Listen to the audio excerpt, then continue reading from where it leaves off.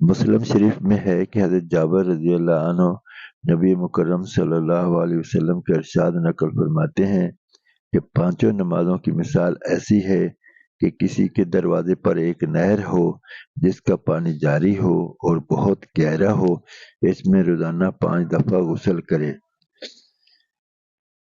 جاری پانی گندگی وغیرہ سے پاک ہوتا ہے۔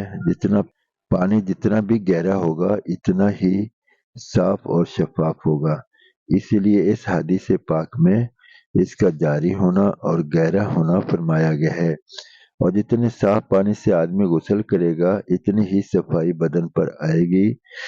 اسی طرح نمازوں کی وجہ سے اگر آداب کی رعایت رکھتے ہوئے پڑھی جائیں تو گناہوں سے صفائی حاصل ہوتی ہے۔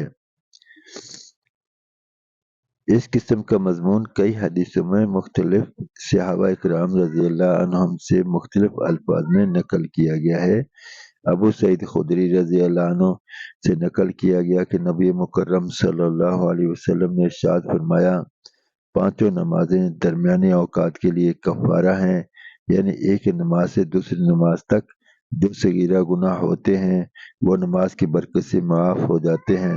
اس کے بعد نبی مکرم صلی اللہ علیہ وسلم نے ارشاد فرمایا، مثلاً ایک شخص کا کوئی کارخانہ ہے جس میں وہ کچھ کاروبار کرتا ہے جس کی وجہ سے اس کے بدن پر کچھ گرد و غبار میل کچیل لگ جاتا ہے، اور اس کے کارخانے اور مکان کے درمیان میں 5 نہریں پڑتی ہیں۔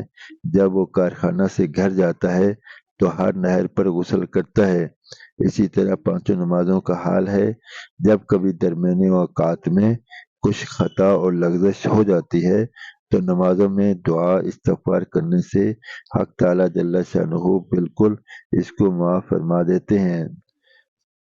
خاتم الانبیاء والمرسلین صلی اللہ علیہ وسلم کا مقصود اس قسم کی مثالوں سے اس امر کا سمجھا دینا ہے کہ حق تعالیٰ جل شانہ نے نماز کو گناہوں کی معافی میں بہت قوی تاثیر عطا فرمائی ہے۔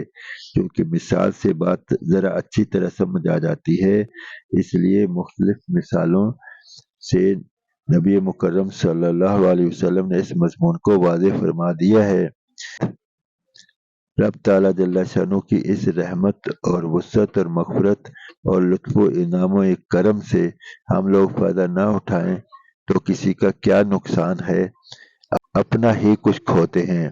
ہم لوگ گناہ کرتے ہیں، نافرمانیاں کرتے ہیں، حکم و دولین کرتے ہیں، تعمیل ارشاد میں کوتاہیاں کرتے ہیں۔